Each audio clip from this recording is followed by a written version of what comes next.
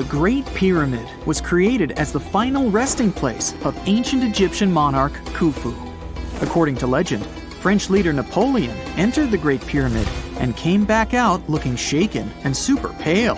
He never revealed what he saw inside, but whatever it was is said to have affected him for the rest of his life. When Napoleon entered the pyramid, he would have walked through a super tight and ascending passageway. He'd then go through another passageway, known as the Great Chamber. This corridor would have been much taller than the previous one, and would have cobbles too. He'd then reach the King's Chamber, the centerpiece of the Great Pyramid, which was lined with huge blocks of granite. But it wouldn't have looked as grand as we might imagine. There are no hieroglyphics decorating its walls, as Egyptians only began decorating the burial chambers of pyramids much later on. The pharaoh's tombs deep inside the pyramid would have also been filled with treasures, from chunks of gold to the world's most expensive jewelry. But this would have all been looted a long time ago. The only thing that probably would have been left in there would have been a huge sarcophagus, which would have once contained the king's mummy. He'd also have to walk past the Queen's Chamber. This room most likely didn't hold any queens though, as pyramids were usually only built for one person. There are mysterious tunnels leading from here. To this day, no one is really sure what they're there for. And that's not the only mysterious and creepy thing Napoleon may have encountered, as stories of pharaohs leaving ancient curses on pyramids go way back. Many pyramids had warnings written on the outside, telling of horrifying things that would happen to those who entered and disturbed the peace. We might not know what exactly Napoleon found in the Great Pyramid that scared him so much, but we know for sure what was found in Tutankhamun's tomb. Tutankhamun was an ancient Egyptian pharaoh who was only 8 or 9 years old when he took to the throne. He became a cultural phenomenon when his tomb was discovered almost completely intact in 1922. His pyramid sits in the Valley of Kings in Thebes, modern Luxor, which is in Egypt. Unlike the Great Pyramid, Tutankhamun's tomb was covered in beautiful wall decorations. The walls told the story of how he would travel to the afterlife through the underworld. Egyptians believed all people would have to take this journey, so they would fill their tombs with objects and paintings to help them get there. There'd also be spells painted on the walls. They believed this would help people pass over to the next realm. The journey would be pretty long, and for that reason, the ancient Egyptians would also fill the pyramids with food. Tutankhamun's pyramid was filled with 8 fruit baskets. They even found something called gingerbread fruit in there. The rooms were jam-packed with furniture, statues, clothes, and staffs, amongst a whole bunch of other things. You'd likely find a lot of clothes and expensive jewelry in the pyramids as well. The ancient Egyptians wanted their ancestors to travel in style to the afterlife. They put Tutankhamun in his final resting place with over 50 pieces of clothing, all of the highest quality. There were tunics, scarves, gloves, and headdresses, and a ton of jewelry. Bracelets, pendants, necklaces, rings, and scarabs for protection were all found inside. Each of them was made of gold or precious stones. There were also fans made of ostrich feathers to keep the old pharaoh cool in the hot Egyptian sun. But the temperature inside the pyramids never actually went above 68 degrees Fahrenheit. The ancient Egyptians developed a super cool air conditioning system that we don't fully understand even today. Tutankhamun's pyramid also contained 130 walking sticks made from ebony, ivory, silver, and gold to help him on his journey. There were 3 chariots hidden away in case he got tired of all the walking. They also put 11 boat paddles inside, but there was no sign of any boat. The pyramids would be littered with the pharaoh's favorite scents and perfumes. During the excavation of Tutankhamun's pyramid, it quickly became clear that it had been robbed during ancient times. There was damage to doors and traces of oils left in empty jars. It looks like someone raided the pyramid for gold and the scents, perfumes, and oils that had been left for King Tut.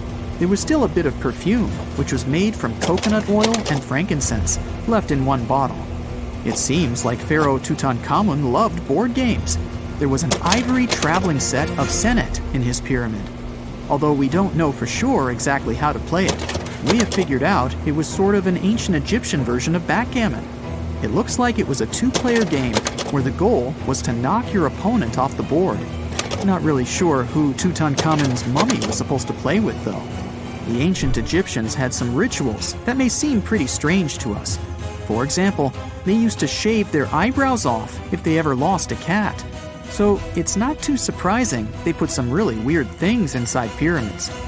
Archaeologists discovered a collection of mummified cats and scarab beetles in pyramids that date back more than 4,000 years. They were found in the pyramids of Saqqara, which is south of Cairo. They also found a bunch of makeup kits and mirrors inside. Makeup was worn proudly by both men and women in ancient Egyptian times. Eyeliner was the most popular cosmetic. The Rosetta Stone was one of the best discoveries ever made in pyramids. It was found by our man Napoleon Bonaparte and his team. It's a black granite rock that dates back to 196 BCE. It's transcribed in Greek, Demotic, and hieroglyphic. When it was translated in 1822, we got the key to understanding ancient Egyptian hieroglyphics for the very first time. The discovery of Queen Hatshepsut's mummy in 1903 changed our understanding of the Egyptians forever. After she had passed away, her successor, Thutmose III, removed most of the evidence of her reign, so we basically knew nothing about Egypt's first great female leader. She's now gone on to become one of the few and most famous female pharaohs of Egypt. Pharaoh Khufu even had a fully fledged boat in his pyramid. Archaeologists uncovered more than 1,200 pieces of a giant boat near the Great Pyramid at Giza. They reassembled the boat, and it's a whopping 144 feet long. It's most likely a solar boat, which was designed to carry the resurrected king with the deity Ra. Fun fact, the Pyramid of Giza is the last remaining of the 7 wonders of the ancient world. The other 6 are the Hanging Gardens, the Colossus, the Temple of Artemis, the Mausoleum, the Lighthouse, and the Statue of Zeus. This pyramid was also the world's tallest man-made structure for 3,800 years, and it's the biggest pyramid in Egypt. It took a staggering 2.3 million blocks of limestone, and some weighed as much as 80 tons. It took an incredible 100,000 laborers and a whopping 23 years to build.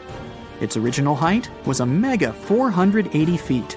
In 2017, archaeologists discovered something weird about Egypt's Great Pyramid. There's a hidden void that's at least 100 feet long, and no one really knows why it's there or what's actually inside it. The weird void is the first inner structure discovered within the 4,500-year-old pyramid since the 1800s. Scientists used cosmic rays to detect the massive hole, but are still no closer today to finding out what's inside. The ancient Egyptians took a lot of care building the pyramids, and everything was strategically placed and structurally sound, so it's super unlikely that this hole is due to blocks falling over time. Loads of pyramids also contain small model figurines called ushabti. These represented attendants. They believed they would come to life to serve the pharaohs in the afterlife. But it's amazing that all this stuff actually fit inside. There isn't actually a huge amount of space inside the structures. It's mostly just rock. Imagine working 7 days a week on a large-scale construction site. You, along with thousands of others, carry millions of stone blocks and put them on top of each other according to a complex system. You work without modern construction equipment. You have no air conditioning or constant access to water. It's so hot outside that you can fry eggs on the road. You've been building the pyramid for decades, and now, when it's finally done, you enjoy the result of the colossal work of thousands of people. You're looking at a giant cultural monument of global value that will freeze in time and amaze people for tens of thousands of years. A few thousand years have passed. People in the 21st century see the pyramids and are like, wow, I can't believe humans have built this. Yeah, the people who built the pyramids wouldn't have appreciated such a theory. But actually, there are reasons to believe that people built it using some fantastic technology. From the outside, it seems the Great Pyramids are just big triangles of stone. People just put some heavy blocks on top of each other, and that's it. In fact, the design seems too perfect to be true. The pyramid consists of more than 2 million blocks. They lay so close to each other and are so even that you couldn't squeeze even a thin sheet of paper between them. Scientists still can't figure out the exact technology for building the Egyptian pyramids. One of the biggest and most famous is the Great Pyramid of Giza. This huge construction, well known all over the world, has one big secret. There should be a capstone on top of the pyramid. It's a triangular-shaped stone block, a small pyramid on top of a huge one. It's also called a pyramidion. The builders of ancient Egypt made it out of granite and limestone and covered it with gold. No records or old drawings prove that there was a pyramidion at the top of the Great Pyramid of Giza.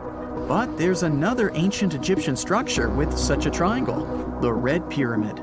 It was built before the Great One, and its capstone has survived to this day. Archaeologists have found and reconstructed it. But where could the capstone of the Great Pyramid be? It's a mystery that still has no answer. Some are sure that some thieves have stolen it from the top. Maybe they just climbed up and pushed the pyramidion down. It makes perfect sense. The capstone was probably the most valuable element of the pyramid. Many scientists and archaeologists still don't know its exact purpose. Some believe that this peak covered with gold glorified the pharaohs. The capstone reflected moonlight at night and illuminated the entire space around it. During the day, the capstone reflected sunlight with its shiny surface. You could have noticed it from afar. The top of the pyramid was a kind of guiding star for lost travelers. All other stone blocks of the pyramid consist of limestone. People polished them to make them look shiny. In the past, they were even glowing and reflected light. You could see glowing pyramids from space, although they looked like tiny lights. Over thousands of years, winds, sandstorms, and rains have changed the pyramid's appearance. If people had taken care of them all this time, they would have looked like something out of science fiction movies, or the pyramids from Las Vegas. But unfortunately, we will never see their original appearance. Some archaeologists and scientists believe that the capstone could absorb the sun's energy and distribute it evenly throughout the pyramid. No one knows precisely why the Egyptians needed this technology. There's a theory the pyramids are ancient energy systems. The pharaohs applied this energy to use some unique technologies that were more advanced than all the achievements of the 21st century. And the triangular shape of the pyramids was ideal for boosting this electromagnetic energy. In theory, solar radiation, or electromagnetic forces, accumulated at the top of the pyramid, filled the inner rooms, and then went down the walls to the base. Any surface distortion could prevent the flow from spreading, so they had to create a perfectly smooth surface. That's why they installed the blocks so that nobody could squeeze a needle or razor blade between them. Many people believe in this theory because they built the pyramids from limestone. This material can hold energy inside itself. In the inner part, they created granite deposits to cause air ionization, that is, to create an electric charge. They also dug channels under the pyramid for water to transmit electricity. And at the top, they put a gold capstone, the best conductor of electricity. So, this is how you get a great power generator. Different cultures used similar technologies to create electricity all over the world. But these are all theories. If it had been working, humanity would have used these technologies today. There are mentions of the metal industry, chemistry, engineering, physics, mathematics, and astronomy in some ancient records. Most scientists don't believe in all these things. We know the detailed stages of the technology's development in different cultures. In the 21st century, scientists, historians, and anthropologists can track the evolution of all modern devices. If people had created some technological inventions in ancient times, the history of the world would have looked different. Perhaps all the achievements of antiquity could have been wiped off the face of the earth by global cataclysms, and it can happen to us. Just imagine how people would dig up a laptop in 5,000 years. Perhaps they wouldn't understand what kind of device it is. Another Egyptian wonder surrounded by mystery is the statue of the Sphinx. The Egyptians carved it out of a single massive piece of limestone about 4.5 thousand years ago. But scientists still don't know the exact date of its construction or who built it. People painted the Sphinx in different colors, so it looked much brighter and more vivid in the distant past. It was shining just like the Great Pyramids. Anyway, time hasn't only changed its appearance, but its name too. Initially, the Egyptians called it Hora-Mekhet. The Greeks renamed it the Sphinx about a few hundred years after it had been built. The Sphinx emphasized the greatness of the rulers of Egypt. It also performed a symbolic function of a watchdog guarding the tomb of the pharaoh and the paths leading to it. This version sounds realistic, since archaeologists have discovered many secret entrances at the foot of the Sphinx. Perhaps these rooms and intricate tunnels lead to underground halls with treasures. And treasures don't always mean gold and jewelry. According to legends and theories, the Sphinx guards the Hall of Records, the storage of all humankind's knowledge. The information about the ancient mythical state of Atlantis could be there. You can find many detailed maps of the internal dungeons of the Sphinx on the internet. They show structures 12 stories deep under the statue. It looks like a small city filled with gold, scrolls of knowledge, and various ancient artifacts. But don't believe all these maps. These are just theories. Several thousand years have passed, but people have very little information about it. Archaeologists know that there are still many strange and exciting things about the Sphinx that are still undiscovered. Some locals are afraid to research because they believe they can awaken something terrible from the underground depths. Therefore, it's mostly scientists from other countries who conduct the excavations.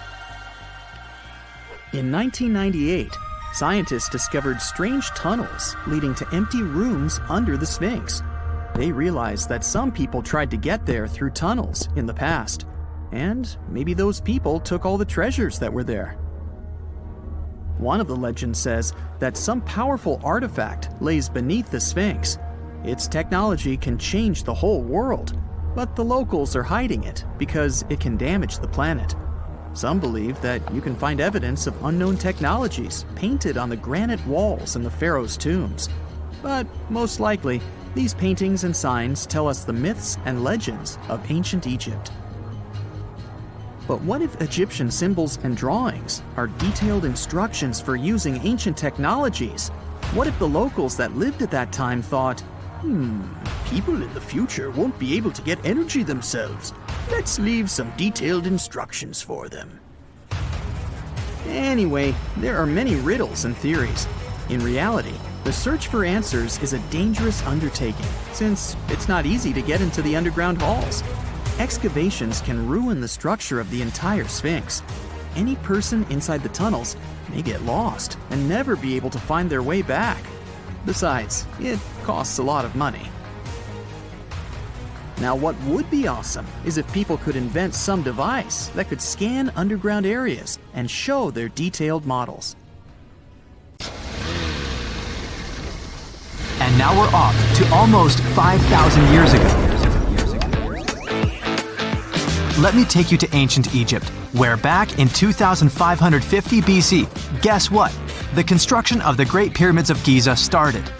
People learned to build cathedrals and skyscrapers, but it wasn't until recently that these massive buildings appeared. It's still a mystery to even modern scientists how these pyramids were built 5,000 years ago. No wonder they are one of the 7 wonders of the ancient world. They're also the oldest of them and the only wonder of the ancient world that still exists in the 21st century. It must have taken a lot of cooperation to build a thing that massive, even for today's metrics. But the Giza pyramids weren't the first pyramids ever. The first one, called the Step Pyramid, was built around 80 years before the first Pyramid of Giza in 2630 BC for King Djoser. It wasn't meant to be extraordinary, but ended up being quite impressive. It was a pyramid of 6 stepped layers of stone. It was 204 feet high, which is as tall as a 19-story building.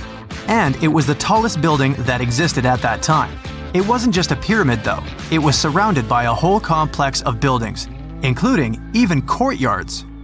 In ancient Egypt, people believed in the afterlife, so everyone, especially kings, wanted to make sure they had everything they needed to get ready for it. Here's why the pyramid complex was perfectly supplied with a lot of objects people used every day. The complex included a pyramid and a kind of a palace. Those buildings had many things the king loved and might need one day, like furniture, food, and gold vessels. After Djoser, building pyramids became common practice, but many pyramids weren't finished. It would usually take about 20 years to build one, but many rulers reigned way less than that. Overall, there are more than 100 pyramids. The most famous pyramids are the Great Pyramids of Giza. The first one and the biggest one was built for Pharaoh Khufu, around 2550 BC. Initially, it was 481 feet tall, which is as tall as a 40-story building. The second pyramid was built for Khufu's son, Pharaoh Khafre, around 2520 BC. It's just a bit shorter, usually standing at 471 feet high, a 39-story building. This is the pyramid with the famous statue of the Sphinx. Sphinxes have a lion's body and a human head. They were built to guard important areas. This one has the head of Pharaoh Khafre and is guarding his pyramid, facing the sunrise. The Sphinx is most well known and is one of the world's biggest and oldest statues. Originally, it had red color and did have a nose. It's still possible to see the trace of red pigment by its ears. But no one knows exactly when the nose disappeared. For some time, the Sphinx was sort of hidden underground, being covered with sand up to its shoulders. Luckily, in the early 1800s, an adventurer with a team of 160 people dug it out. The third Pyramid of Giza is the smallest one, being more than twice shorter. Originally, it was 218 feet high, about the height of a 20-story building. Built in 2490 BC, it was a pyramid for Khafre's son, Menkaure. The pyramids are designed to align with the points of the compass, and their sides symbolize the rays of the sun. But back at the time, there were no compasses. Ancient Egyptians figured out the directions themselves, and with amazing precision. To align the pyramids, they used two constellations. Originally, the pyramids were covered in smooth white limestone and had a gold-silver top to reflect the sun. Later, the white limestone was taken from the pyramids by other kings and used for other buildings. Scientists estimated that ancient Egyptians used about 2.3 million stone blocks to build the first pyramid. Each block weighed more than 1 ton. This is the weight of a rhino. Some blocks were even bigger, being almost as heavy as an elephant. 4.5 millennia ago, there was no modern equipment to help build it. There were no machines, no wheels, and even no steel. The only metal available to them was copper. Even today, scientists aren't sure how the Egyptians managed to build the pyramids. There are no records left that would shed light on it. Some even think that Egyptians wanted to keep it as their secret and didn't even record it on purpose. Many believe that poor people and foreigners built the pyramids, but it's not true. Actually, the builders were very skilled workers, and they were fed and paid well. The archaeologists claim that the builders lived in a nearby temporary city and were a highly organized community with a strong leader. Scientists say that around 20,000 people worked on each pyramid complex, and it took about 20 years to build each. It probably was a national project. The construction site was large in resources, and food and essentials were likely to be contributed from all parts of Egypt. Even with all that support, it remains unclear how people managed to cut, transport, and assemble those huge stones. One of the theories suggests the stones were most likely transported on boats down the Nile River. Then, there was a harder part. They had to be moved to the construction site. For that, they probably used wooden sleds. It wasn't very hard to pull them because the sand mixed with the right amount of water was pretty slick. And 10 people could move a sled even with a rock weighing 1 ton pretty easily. Finally, one last problem. The stones had to be lifted and put into place. Archaeologists have discovered the remains of the ramps system that dates back to when the pyramids were built. Most likely, the Egyptians designed a unique system to move and pull huge stone blocks, but no one knows what it looked like exactly. The most common opinion is that there were several ramps around the pyramid to help move the blocks. The ramp was growing with the pyramid getting higher. They suppose people were walking up the stairs, pulling the stone on the wooden sled up in the middle on the sandy ramp. But this is just one of the options. Others say that the ramps were going around the pyramid. Some say the ramps were inside the pyramid. But we'll never know for sure, and it'll forever remain a mystery, just like the ancient Egyptians wanted. Surprisingly, there's not much inside the pyramids. Most of it is just solid stone with very little open space. But let's take a quick look inside the biggest of the pyramids of Giza.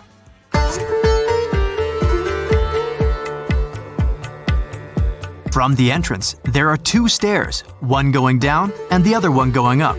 The descending one takes you to a chamber located underground. That's where the pharaohs are, but not in this pyramid because Khufu wanted to stay higher. The underground room is partly unfinished. The room with Khufu's sarcophagus is called the King's Chamber.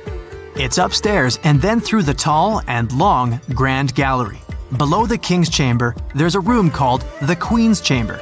There are no queens though, and no one is sure why the room is called this. Unfortunately, none of these have any hieroglyphs on the wall. They're just bare. If you want to see them, you should go to the other rooms that are decorated. Those pieces of art are depictions of ancient Egypt's culture and daily life. The texts allow researchers to study their language and grammar. Sadly, the treasures that once were here in the pyramid are long stolen. From that room, there are several tunnels for an unknown purpose. There are many tunnels and passages inside the pyramids. There are many chambers and shafts and secret ways. Scientists have been sending little robots with cameras there for some decades already. And the robots did discover another chamber a bit upstairs with hieroglyphs on the walls. But even today, much of the pyramids is still unknown, and there's no so-called building plan of the pyramids. Egyptians did create a mystery no one can crack for 4,500 years already. Scientists recently started to X-ray the pyramid to learn what's inside it without entering it and its narrow, mysterious tunnels. The story goes that two Mayan twin boys loved to play ball.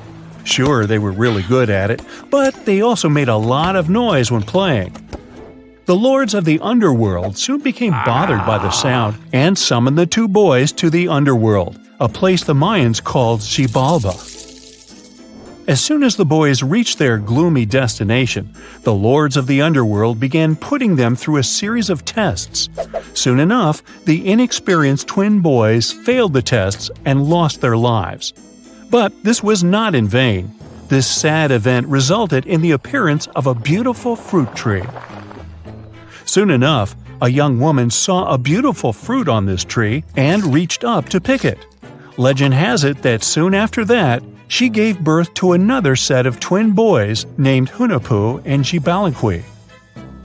Just like their ancestors, these twins were great ball players, but they were equally as loud, and the lords of the underworld became annoyed again. They decided to ask this pair of twins to come to play a game in the underworld, hoping to get rid of them too. When the twins arrived, the lord sent them through a number of frightening places. The first one was the House of Gloom, which was very dark. They then passed through the House of Knives, where they had to avoid getting injured. The twins then built a fire in the House of Cold, so that they didn't freeze, and ran through the House of Jaguars, where they tricked the animals into not eating them. Finally, they entered the House of Bats, where they seemed to have lost their luck. One of the bats managed to run off with Hunahpu's head. The lords then challenged the twins to play ball with them, but the boys were clearly at a disadvantage. Xibalbek placed a turtle on Hunahpu's shoulders to make up for his lost head, and they began playing. As the lords became distracted by an animal near the court, Xibalbek stole his brother's head and placed it back in its place. Much to the annoyance of the lords, the twins were now able to tie the game. Hunahpu and Xibalbek continued to perform a series of tricks for the lords of the underworld. One of them involved Xibalbek injuring Hunahpu and then bringing him back to life. The lords were so impressed by the twins' performance that they asked them to do the same trick on them. Of course, the twins agreed, but after performing their trick on some of the lords, they refused to revive them. Seeing what had happened, the lords of the underworld admitted defeat and begged for their lives, promising not to intervene in the lives of people ever again.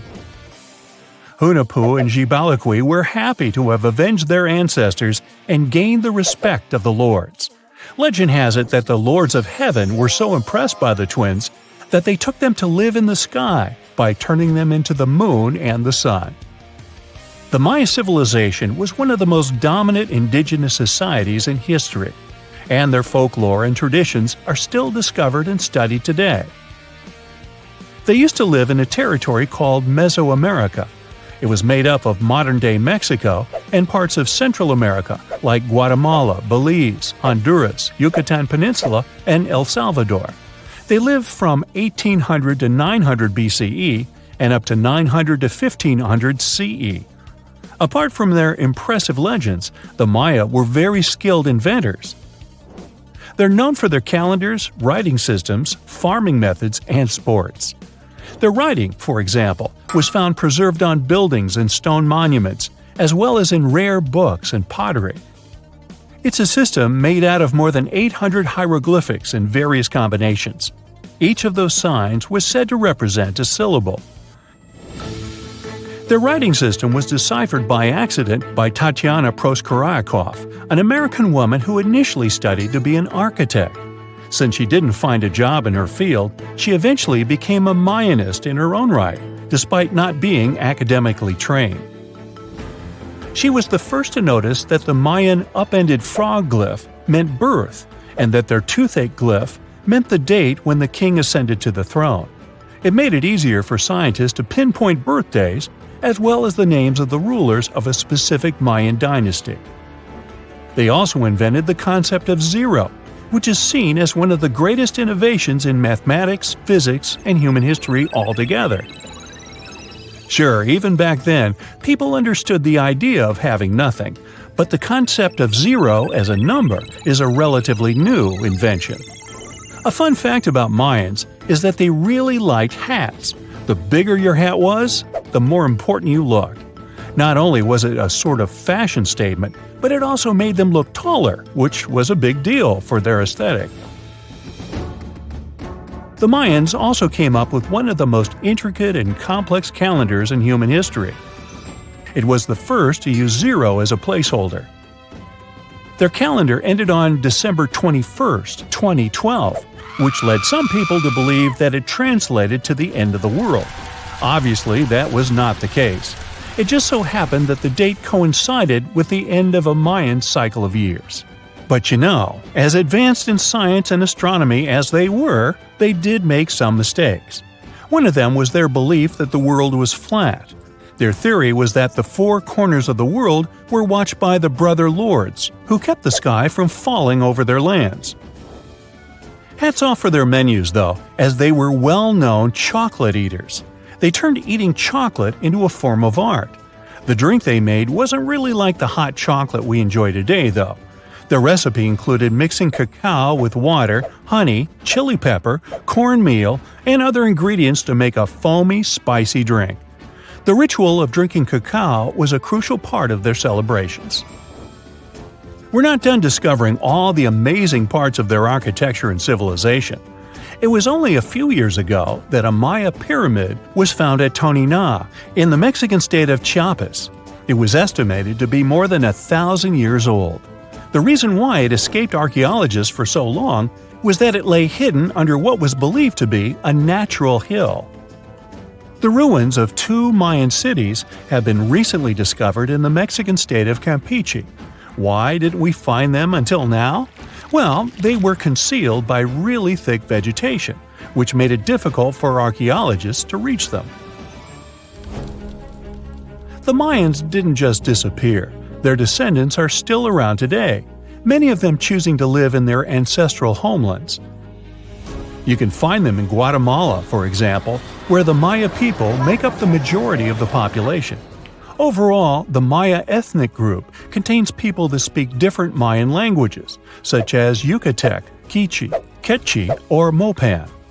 They had no idea what a spa day was, but the Mayans really enjoyed a nice sweat once in a while. Sweat lodges were discovered around ancient Mayan sites. They were built out of stone or adobe. These rooms were an essential part of their cleansing and healthcare rituals. One of the earliest sweat lodges was found in Quello in northern Belize and appeared to date back 3,000 years. One of the most important parts of the Mayan culture was a ball game which they named Pix. It had both political and spiritual significance. We can see ball courts at important parts of Mayan archaeological sites. The main goal of the game was to pass a rubber ball through a very high stone hoop without using your hands. Basically, it was a combination of soccer and basketball. However, it could have serious consequences. The loser could, at times, even lose his own life. Ooh, high stakes indeed. Because of this game and the need for bouncy balls, the Mayan people were some of the first cultures to use rubber. They made it using natural latex. There were different kinds of rubber depending on what natural substances the latex was mixed with. And that, my friend, is the way the ball bounces. Sorry, but you know me, I just couldn't resist. The year is 1923. Two teenagers sneak out of their homes in the middle of the night in Florida City. Rumor had it that an old man was building a rock castle by himself. But every time someone tried to see what the old man was doing, he would stop working. The curious teens managed to sneak into Ed's backyard and saw something they could later describe as magic. They recalled seeing rocks moving around like helium balloons. The old man was moving up to 30 tons of stone by himself to build his castle. Even if he didn't allow anyone to see him working, he would proudly talk about it around the town. But whenever people asked how he was building a stone castle all on his own, he simply answered, "I cracked the secret of the pyramids." This story begins in Latvia, Edward Leedskalnin's home country. Edward was born in a small village on January 12, 1887. He was born in a family of stonemasons, which is probably where he learned ancient techniques of building. However, he grew up as a sickly boy, which meant he could never carry much weight or undergo heavy physical activity. At the age of 26, an unfortunate turn of events determined Ed's fate. The love of his life broke off their engagement, and heartbroken Ed decided to move to the United States. He lived in a couple of American states before finally moving to Florida, where his life's adventure started. Ed spent years searching for the right spot of land to build his dream house. He always rejected good farmland. When people wondered why, he only smiled. Finally, when he bought land of his own, it was deemed terrible by his close friends. The soil was bedrock. He could neither plow nor farm it, but it seemed perfect for what he was seeking to build. Ed's close friends would often describe him as eccentric. When asked why he wanted to build a house, he would only say, "It's for my sweet 16. Someday she's coming back." Then, he changed the topic of the conversation. It took Ed about 30 years to finish Coral Castle, and he did it all by himself. He would only work under the cloak of night and never let anyone see what he was doing. The completed Coral Castle embodies a number of unsolved mysteries. If you were to visit the site back then, you'd have to go through a 9-ton, 8-foot-tall revolving gate door that even a kid could push with just one finger. Ed was so proud of this door that he originally named the site Rock Gate Park. It was renamed Coral Castle only much later, after Ed's passing. Once inside, visitors would access the incredible wonders of Ed's constructions: towers, mystic symbols, furniture, and swing sets, all made entirely of monolithic blocks of stone. The stones are set on top of each other, using only their weight to keep them together. And believe it or not, the entire park gathers around 1,100 tons of stone. Today, if you visit Ed's living quarters, you'll even see the simple instruments he used to construct all of this: chisels, hammers, ropes, and pulleys. The type of work he did is difficult even with modern-day equipment, let alone without it. Coral Castle's main mystery lies in how Ed managed to do it. The only photograph of Ed Leedskalnin at work shows a simple leverage structure of a chain hoist attached to a wooden tripod. The tripod was made of old telephone poles, with a small wooden box on top. What was in the box is, of course, a mystery. Unfortunately, he took his secrets with him, not sharing the truth of his work with anyone else. Yet, not all is lost, as there are many theories and speculation surrounding what could have happened there. One theory says that there is a harmonic grid inside the Earth's surface, something that would create anti-gravity spots around the globe. It's believed that Coral Castle was built in such a spot. This could explain why it took Ed so long to find land that pleased him. Maybe what he was looking for was a place that allowed him to experiment with anti-gravity forces. Yet, whenever Ed talked about his work, he would say he understood the laws of weight and leverage, and, sure thing, that he had cracked the secret of the pyramid builders. And what secret is that, you might ask? According to Ed himself, it has to do with magnetism. He even published a pamphlet called Magnetic Current. There, he explains that every object has magnetic particles inside of them. A person just needs to understand where they are located inside such objects. This way, objects can be lifted and moved around without much effort, just like moving something heavy underwater. Researchers say that if we assume Ed Leedskalnin and the pyramid builders used the same technique, then it would only have taken 4,700 workers to build the Great Pyramid of Giza, instead of the 20,000 to 100,000 that is currently estimated. But this story just keeps on getting more and more mysterious. In the late 1920s, Ed was finishing the construction of Coral Castle in Florida City. Rumors about his work had spread around town. People said Ed was hiding a stash of money somewhere in his living quarters. One night, a group of men waited until Ed was alone and broke into the castle to rob him.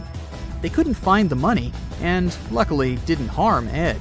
But in the following days, he decided that it was best he moved out of that land. Of course, he took more than his toothbrush along with him. Ed decided to move the entire Coral Castle to another land 10 kilometers away from where he had built the park.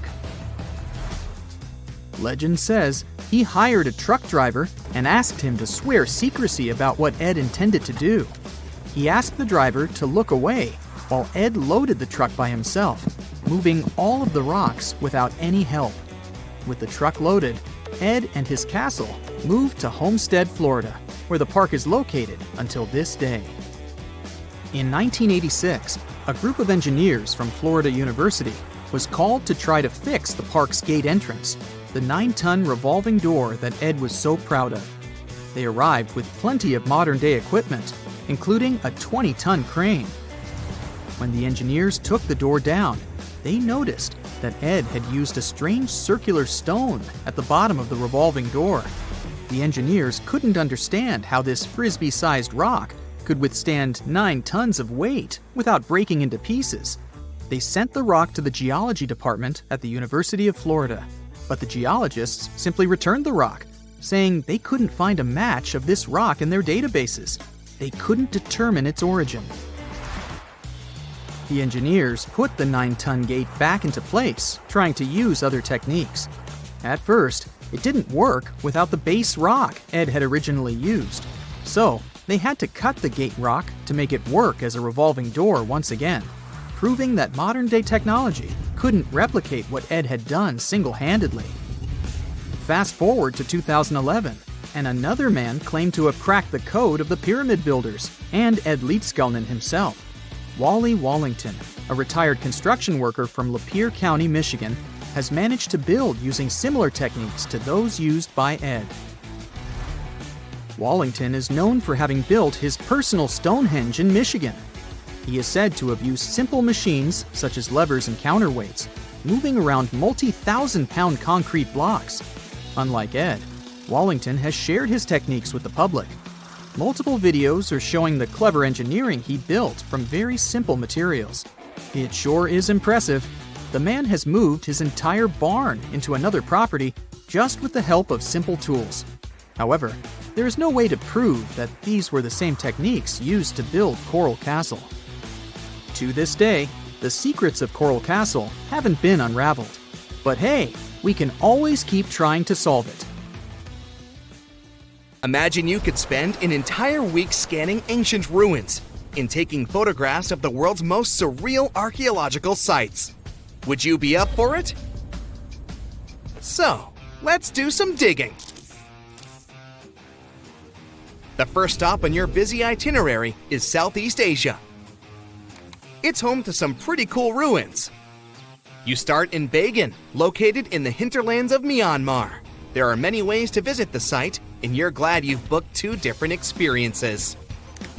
The first one is a hot air balloon trip at sunrise.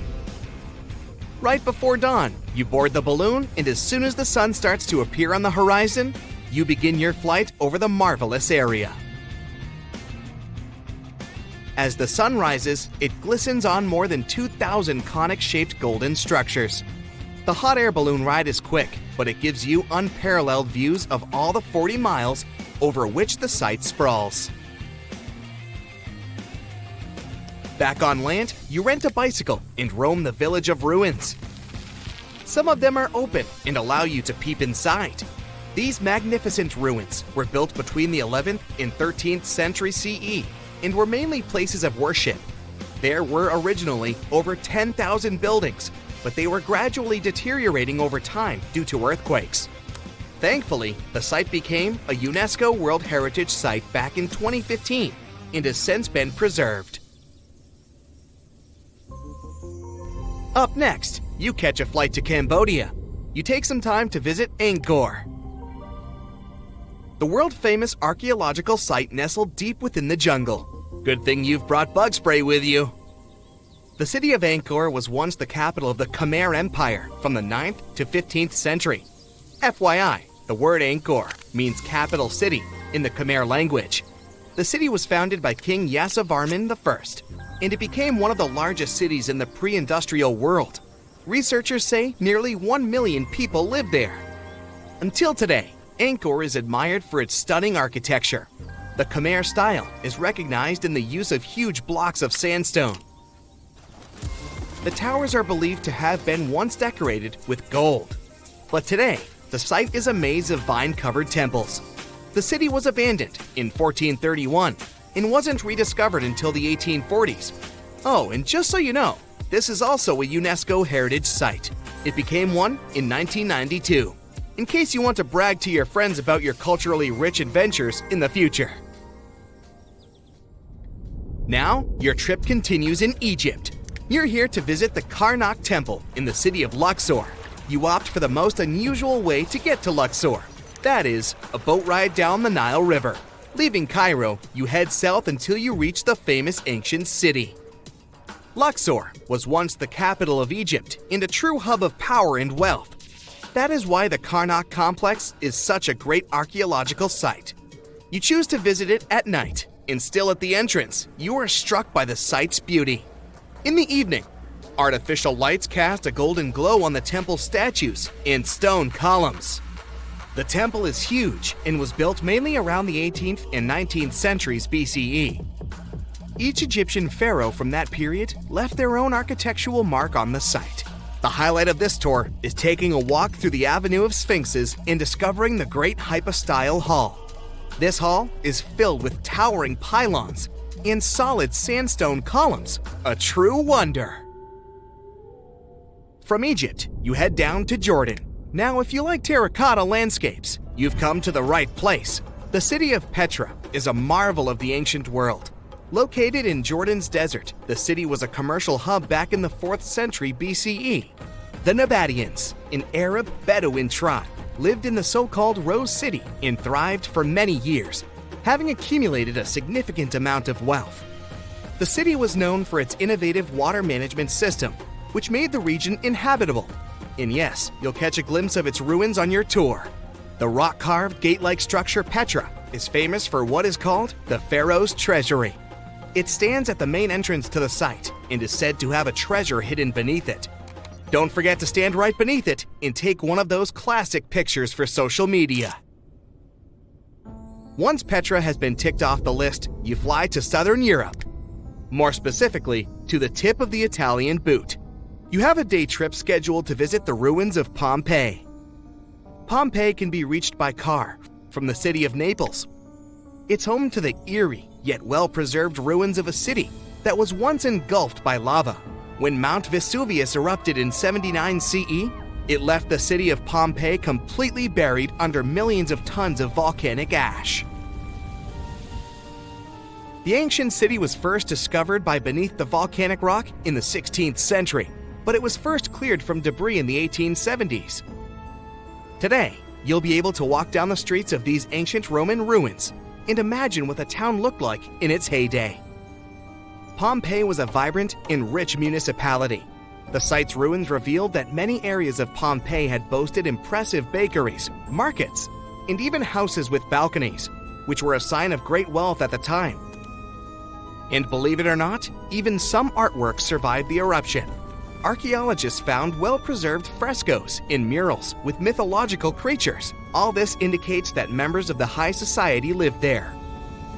The city even had thermal baths and showers made from luxurious materials.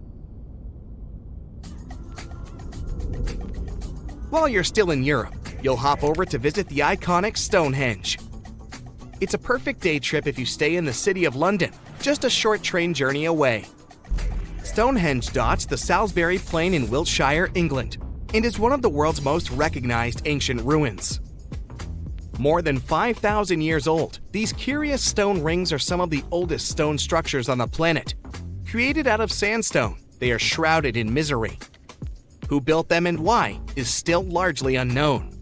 Popular theories claim that Stonehenge was used as a great solar calendar, built to help people keep track of days, weeks, and months. Talk about hard work to create a mere calendar, huh? In the final leg of your trip, we'll take you to explore the Southern Americas. In Guatemala, in Central America, you'll find ancient Mayan ruins. The lost city of Tikal is a city made of 3,000 buildings, the remains of the capital of the Mayan Empire. You can compare its importance to such cities as London or New York today. The North Acropolis is Tikal's most ancient complex of monuments. Built solely by human hands in 350 BCE, it served as the resting place of kings and chiefs. Back in the day, the step pyramid temples were painted a beautiful red. Mayans loved that color. Today, of course, you'll only see the limestone. You might wonder what made such a great city turn into ruins. Well, archaeologists have no clue about the cause of Tikal's decline. Until today, this question remains unanswered. Was it a drought? Disease? Maybe we'll never know. Are you in the mood for some Mayan ruins? Chichen Itza is an archaeological site with the best preserved pyramids on Earth. Located in Mexico's Yucatan state, this Mayan city is well over 1,500 years old.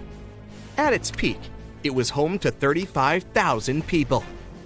The site covers 1.9 square miles and has many ruins spread throughout it. The highlight is El Castilla, a tremendous step temple, rising 80 feet above the ground. Its most peculiar feature is that it has 91 steps on each of its 4 sides, including the upper platform, which makes for 365 steps, the same as the number of days in the solar year. Phew, what an intense trip. Time to head home now and soak it all in. See you next time. A comfortable abode with a gorgeous view of the Mediterranean Sea will serve as a perfect rain shelter. Well, this is what a real estate advertisement might have looked like for Neanderthals 100,000 years ago. Welcome to the weird and wonderful caves you could live in, or not. Of course, back then, neither real estate and advertising had been invented yet. Never mind the fact that Neanderthals couldn't build houses and often lived in caves. Yet, one of those caves looks an awful lot like a residential building. It's situated inside a high limestone cape called the Rock of Gibraltar. If the Neanderthals had had an economy, the caves inside this rock would have cost a bundle. Navigators discovered it in 1907. They just spotted a big hole inside the fortified rock. For many years, scientists have studied this place and found some traces of Neanderthals. They discovered ancient tools in the cave and bones of old animals. But the coolest thing was, they found 4 caves inside the rock. It was like a residential complex. Neanderthals lived alongside neighbors and helped each other hunt and fish. They created feather decorations and painted abstract drawings on the walls. Imagine our ancient predecessors hanging out in these caves 100,000 years ago. And now, scientists hang out there and study the primeval past of Neanderthals in detail. At the end of 2021, archaeologists uncovered a gap inside one of the caves leading to an unknown tunnel. They crawled through this hole and opened a new space under the cave roof. This place has been closed off from the outside world for over 40,000 years. And it seems it was one of the most prestigious apartments in the entire mountain complex. It has high ceilings with ancient stalactites. The ruined stone curtains divided the apartment into several rooms. Scientists also found the remains of ancient animals and scratches on the walls. It seems that Neanderthals had never lived here, but they used to visit this place. Archaeologists found the shell of a sea snail called dog whelk. One of the Neanderthals brought it here for some reason, but the primary owners of this place were hyenas. These caves show that Neanderthals were closer to humans than to monkeys. They had a way of life and even some customs. There's still a lot of work ahead, and scientists hope to find new rooms inside this rock. Meanwhile, in 2003, archaeologists discovered another early dwelling on the Isle of Flores in Indonesia. Among the green jungle, they found a cave with ancient tools. At first, everyone thought the human ancestors lived here, but then scientists discovered an unusual skeleton of an adult. A thorough analysis showed the skeleton belonged to a 30-year-old woman, 3.5 feet tall, just above the waist of an average adult. The woman's weight was equal to the weight of an adult shepherd.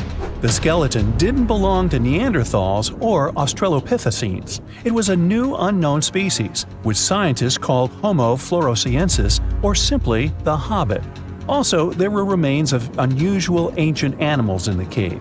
It was an elephant the size of a cow, some large storks, and giant rats. Archaeologists have found out that hobbits were not the owners of this place. The main inhabitants were the rats the size of a cat. Maybe they were fighting the hobbits. Some analysis shows that Homo floresiensis wasn't our direct ancestor. They were in a separate branch of evolution. The hobbit skeleton looks more like that of a monkey than of modern humans. In 2009, in the dense jungle of Vietnam, archaeologists discovered Son Don, the largest cave in the world. If you go inside the cave and shout, you'll hear your echo a long time. In some places, the height of this cave reaches half the height of the Empire State Building, and the total area is larger than one central block of New York. Son Don is one of the 3 caves in the Vietnamese jungle. Many intricate mazes connect these caves. Inside, you can find unique plants and trees that live separately from the outside world. It's a real underground jungle. In some places, you can find collapsed ceilings that let the sunlight in. Besides unusual trees and plants, ancient stalactites hang there. Some limestone deposits are more than 450 million years old. They were here even before dinosaurs appeared. There are also many rivers in the cave. Rainwater coming down from holes in the ceiling has formed them. Fast streams resemble slides in a water park. They lead to unknown underground labyrinths. Scientists have studied only a small part of all these caves.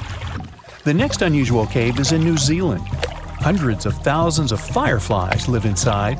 Each of them glows with a blue light. Together, they light up the cave. It may seem to you that you're on another planet, but you can't stay there for a long time. Special air measuring devices are everywhere. Scientists monitor the level of carbon dioxide necessary for the normal existence of fireflies. These insects are sensitive to the environment. If there are many people in the cave, or they stay there too long, the park staff will ask them to leave the place. It's like you're literally stealing oxygen from the fireflies. We've seen some pretty amazing caves so far, but how about a scary one? We're going to the desert of Yemen's Al-Mara province. What we're looking for is not a cave, it's just a black hole in the ground, right in the middle of the desert. It's big, the size of a basketball court. It's not its size that could scare you, but what's inside. Scientists are still not sure what it is. From the depths of this black abyss, a disgusting smell of rotten eggs constantly comes out, and sometimes you can hear some strange, frightening sounds. The blackness of the giant hole in Yemen absorbs all the sun's rays, so you won't see what's there even with a powerful flashlight. People flew over this place by helicopter. They filmed using drones and the most powerful lenses, but they didn't catch anything except darkness. It looks like a big ink spot in the middle of golden sand. The locals are afraid to approach this place. They believe the cave leads to another dimension where evil creatures live. At the moment, the giant hole in Yemen is one of the most poorly studied and mysterious phenomenon of nature. How did it appear? How old is it? Where does it lead? Scientists are trying to find the answers to these questions. There are theories that the hole appeared because of construction work. Geologists drilled the soil nearby in search of minerals. It could have caused fluctuations in the Earth's crust and collapsed the surface. But no one can prove this theory, yet. And now, imagine a place where sunlight has not penetrated for more than 5 million years. There's little oxygen, and it's cold and damp. Still, life is born in this place, not only microbes and bacteria, but also something bigger. The living conditions in this cave are very different from the usual ones, so, in a sense, this cave is like another planet. It's the Movil Cave in the southeast of Romania, near the Black Sea. The entrance is a small hole in the ground. Inside, a tunnel leads deep below the surface. The levels of hydrogen sulfide and carbon dioxide are above normal inside the cave.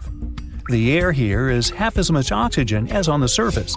People can't be here without an oxygen mask, but other creatures living here can. The cave is home to 48 species of living organisms. 33 of them are unknown. Here you can meet some unusual insects, white snails and white spiders, millipedes with huge whiskers, transparent shrimp, and unique species of leeches. They all live here thanks to the little bacteria autotrophs. They absorb carbon dioxide and release food particles. Bacteria feed on it. Other larger organisms feed on these bacteria, and some bigger organisms eat those little ones. In the end, everyone gets food. In this cave, evolution has created a biological system separate from the rest of the world. On October 30th, 1759, the inhabitants of the Middle East were jolted awake by an earthquake. Cracks appeared in the walls of their homes, roofs began to crumble. People ran out of their homes and gathered in open areas. But because of strong shocks, they kept losing their footing and falling. A month later, there was another earthquake, but it turned out to be even stronger. Trees broke, houses collapsed, deep cracks appeared in the ground. The disaster lasted for 2 minutes. Oases, roads, and cities were destroyed. Incredibly, Baalbek's ancient buildings withstood earthquakes. Some historians state that this majestic and mysterious place was built during the Roman Empire, but many researchers disagree. Whatever the truth is, the city is one of the main archaeological phenomena of humankind. The most amazing building of Baalbek is the Temple of Jupiter. The inhabitants of the Roman Empire believed that Jupiter held power over lightning and thunder. The building looked like a platform with 54 columns. A massive roof rested on these columns. Today, you can only see 6 70-foot-high columns. Each of them consists of 3 sections and resembles a pencil. The cores of these pencils were made of lead. This made the columns exceptionally strong. Each of these pieces of stone weighed an incredible 80 tons. That's the weight of 35 Ford Explorer SUVs. Look, this is the largest block in the Great Pyramid of Giza. But compared to the blocks from Baalbek, it doesn't even look that impressive. The foundation under the Temple of Jupiter was preserved.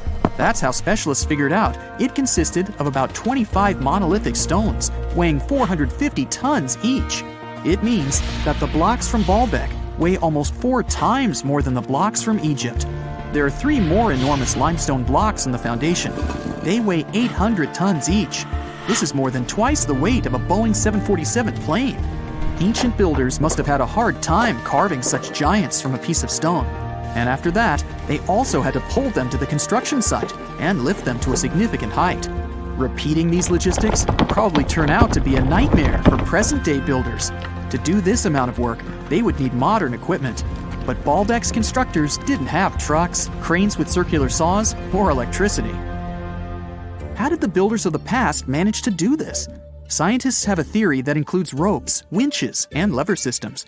Naturally, the engineers of the past made all the gadgets from wood. Around 3,000 feet away from the ruins of the temple complex, there's a quarry.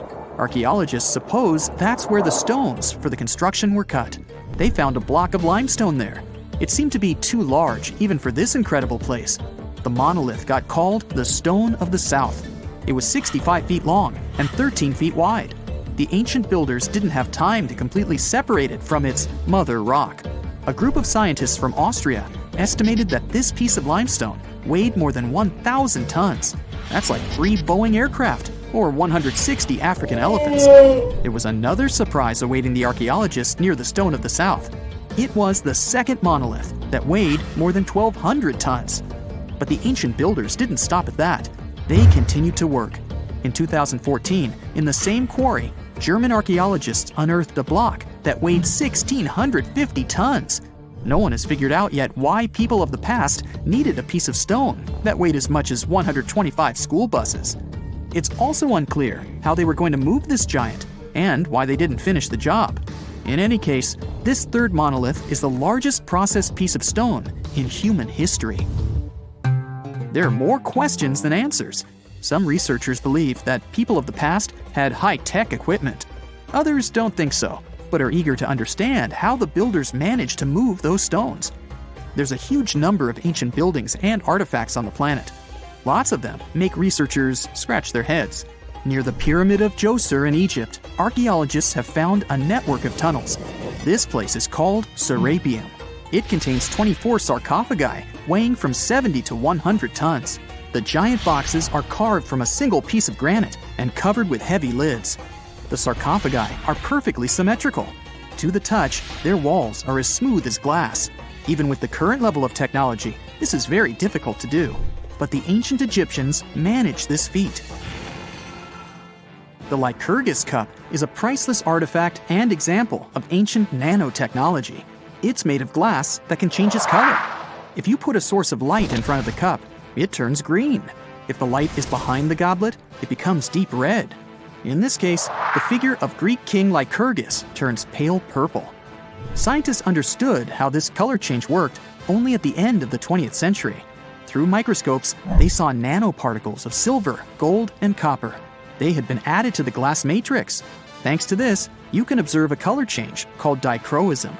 Interestingly, the gold and silver were grounded into a fine dust. It's almost impossible to do this by accident. Most likely, the ancient experts knew for sure what they were doing. Bolivia has a curious place called Puma Punku. It looks as if an ancient giant played there with an enormous construction set. And after the game, they forgot to put the pieces back into the box. But there are no giants, and the huge stone blocks were carved by ancient builders over 1,500 years ago. Some of the rocks weigh 100 tons. The blocks were brought to an altitude of almost 13,000 feet above sea level from the quarry 60 miles away from the construction site. There's no forest in that area. This means the builders couldn't use trees to make wooden rollers. The monument belongs to the Inca civilization. Scientists are sure they didn't know anything about wheels. In 1992, the inhabitants of a Chinese village decided to drain a pond. Their ancestors had been using it to wash clothes and catch fish for hundreds of years. They kept pumping the water out for 17 days. At the bottom of the reservoir, they made an unexpected discovery. The villagers saw an entrance to a cave going down to a depth of 100 feet. The incredible find was named the Longyu Caves. Unknown builders carved out 320,000 square feet of galleries. There are separate rooms, bridges, pools, and columns that support the ceiling. The walls of the cave are covered with strange carved lines and patterns. Scientists haven't found any information about who built the caves and why they did it. The construction technology also remains a mystery. Antonio Stradivari lived in Italy in the 18th century. He created musical instruments. More than 600 of his works have survived to this day. 500 of them are violins. One of the instruments was sold at auction for $16 million. The violins made by this master sound clear and deep. Researchers can't understand why Stradivarius instruments produce such unique sounds. Perhaps it's all about the varnish the master used to cover the violins. The answer may also lie in the wood the instruments are made of. In those days, Europe had a cold climate. Because of this, the wood became denser, and the instruments made of it sounded especially pleasing to the ear. In the Indian city of Delhi, there's a 23-foot-high pole. It weighs 6.5 tons and is made of 98% wrought iron. The 1,600-year-old pillar has no signs of rust or decay. Scientists believe that the monument is so well preserved thanks to the dry weather and the chemical composition of the metal. It might be resistant to corrosion. And still, researchers don't know how the blacksmiths managed to make an iron pillar that's not afraid of rust. It seems like a tough feat, even for modern metallurgists. The Al-Nasla rock is divided into two parts by a perfectly straight slit. Each boulder stands on a small pedestal. Some people believe this is the evidence of ancient laser technology. But geologists think the split happened due to the ground shifting or natural vibrations that occurred under the rock. This process led to the appearance of the crack. It had been deepening for thousands of years, and gradually, the natural monument took the form you can see today. Whenever you hear about ancient ruins, you almost never picture them being suspended somewhere, or just randomly hanging on the branch of a tree, right? In fact, for most of the ancient artifacts we have exposed in museums all over the world, archaeologists did quite an impressive amount of digging. You see, buildings have this funny way of fading away over time if not properly taken care of. Sometimes we need to reuse some building materials, so an older construction may be sacrificed in the process. Other times, houses are abandoned, and once they are exposed to the elements on the surface, like rain or sunlight, they don't really stand a chance. Some just simply crumble away due to good old erosion. So the only way a piece of architecture can survive the test of time is if it's somehow gotten buried deep down. Now, how did they end up buried in the first place?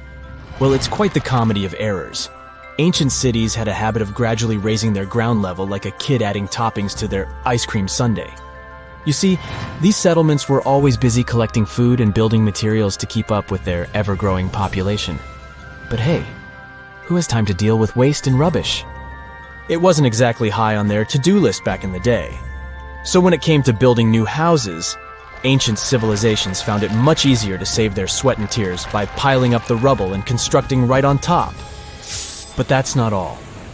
Rivers would also occasionally flood and deposit a layer of sediment on the city floors, further encapsulating those ancient constructions. And in those dry regions like the desert, where the wind likes to show off its sand and dust dance moves, you can bet it was a constant struggle to keep the establishments clean. One hilarious example is the Sphinx, which had its head buried in sand until a group of archaeologists unearthed it in 1817. Some ancient towns eventually got covered up because they were completely abandoned. With less human activity to control their expansion, plant seeds couldn't resist the opportunity and sprouted all over the place.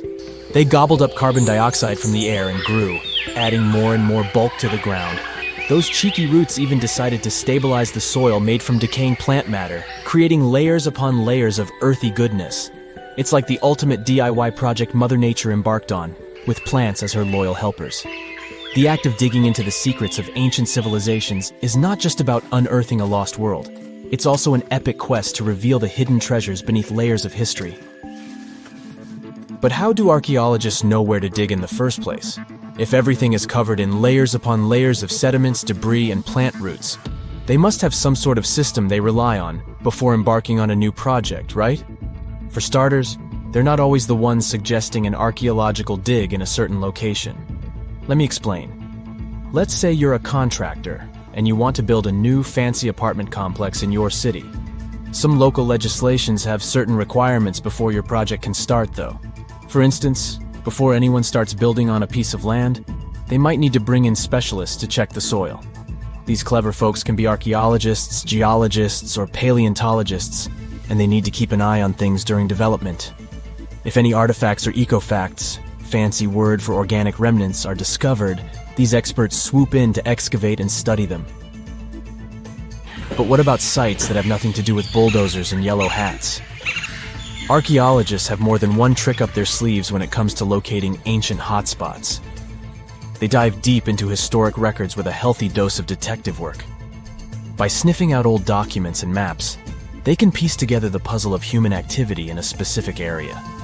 If a site has been visited before, it's even better. Finding records of past excavations or historical accounts can give archaeologists lots of information on where to continue their treasure hunt. Before archaeologists start swinging their shovels, they engage in a bit of a visual scan mission. Armed with a grid system, they'll stroll around the site, keeping their eyes peeled for any artifacts that might be hiding just beneath the Earth's upper layer. From groundstone tools to historic glass and even ancient garbage dumps, yes, they're also valuable. These keen-eyed explorers can spot signs of human activity faster than most people. If they stumble upon midden soil, fancy term for a garbage dump, they know for sure that humans once called this place home. Archaeologists don't just rely on their trusty shovels, though. They have an arsenal of gadgets to aid in their search for hidden wonders. Geophysical tools are like their secret weapons. Take the resistivity meter, for example. This clever contraption measures the electrical component of the soil and any buried features or artifacts. A buried wall, for instance, will create a different resistivity reading than the surrounding soil. Magnetometers and ground-penetrating radar work in similar ways, showcasing potential hints of ancient treasures in the soil. And who could forget our trusty old friend, the GPS? It helps archaeologists map out precise locations, like a high-tech treasure map, leading them straight to their pot of gold. Care to virtually visit some of the most important archaeological sites in the world? Well, follow me. In the United Kingdom, for instance, you'll find this interesting place called Stonehenge. It's one of many henges scattered around, but this one really takes the cake. Picture this: massive ancient stones standing tall and proud, arranged in a funky outer ring and an inner horseshoe, with some smaller stones thrown in for good measure. And guess what? These amazing stones have been around for over 5,000 years. Talk about a serious case of rock-solid longevity. Now, here's where it gets interesting. According to local folklore, the legendary wizard Merlin whipped out his magic wand and poof! He teleported these massive stones all the way from Ireland. Apparently, some giants had assembled them there, but Merlin decided they would look much better at their new location. Others think it's just the ruined remains of an old Roman spiritual edifice.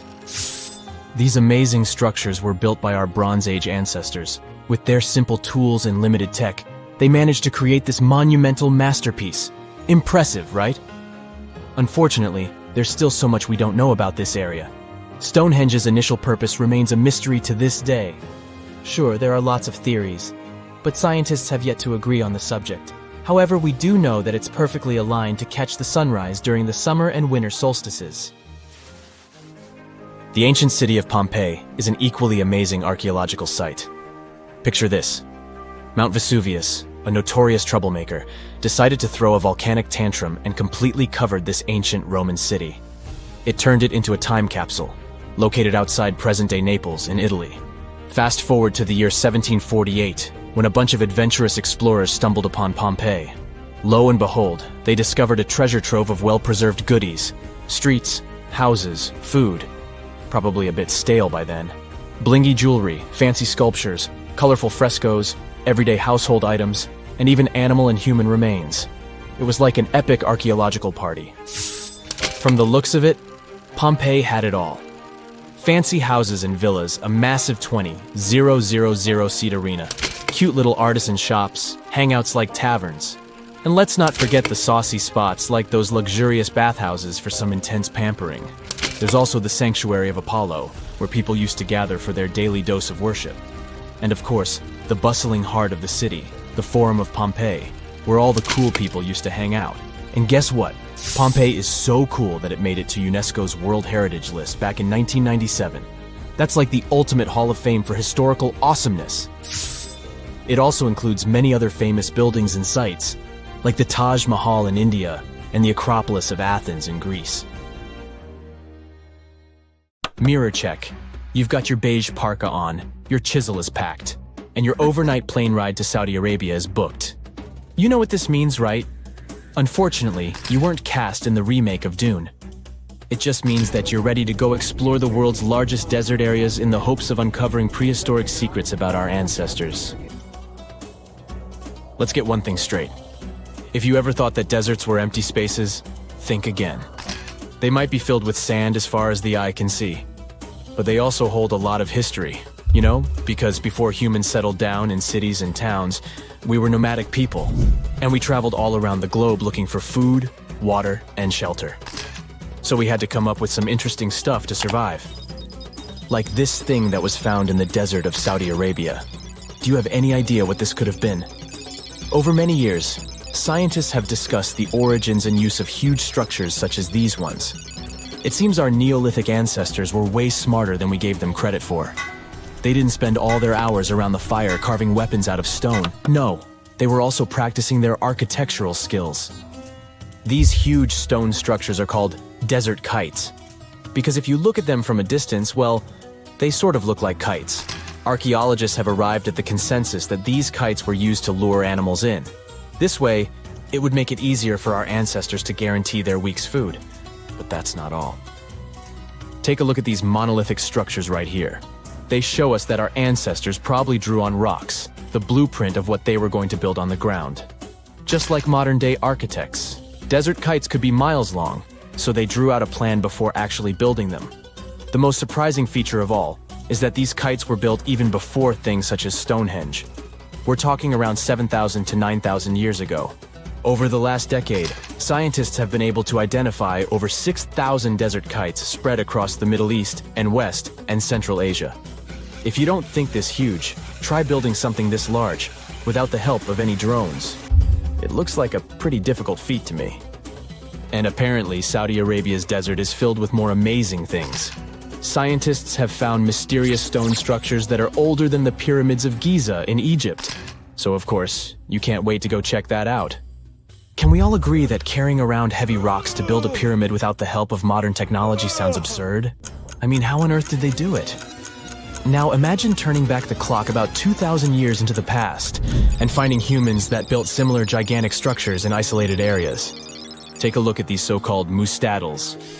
They are rectangular structures built from piled-up stones, found over 77,000 square miles. Some archaeologists believe that these monuments were used for ritualistic purposes, maybe processions of some kind, where people would walk from one end of the plateau to the other. I'd be down for that. Now let's move on to another deserted area. We're entering the world-famous Sahara Desert landscape. Isn't it beautiful? Here, you're about to unravel an ancient mystery, something that took years for researchers to solve. Fun fact, the Sahara Desert is the world's largest hot desert. It spans over 3 million square miles, which would be like putting 1,000 times the country of Hawaii next to each other. We say it's the largest hot desert because the world's largest desert area is Antarctica. But we all know temperatures over there are freezing, not the typical image of when we think of a desert. Deep into the desert, near the Algerian town of Fougeret et Zoua, something strange was found. For decades, these tiny dots appeared on images of Google Earth, but nobody could explain what they were.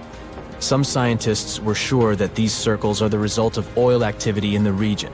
Others guessed that these were ancient fogeras or ancient water wells. There are dozens of them, stretching for miles and miles in a straight line. The strange thing is that they are always far away from any town, road, or human activity in general. So what was or is their purpose? If you had to take a guess, what would you say?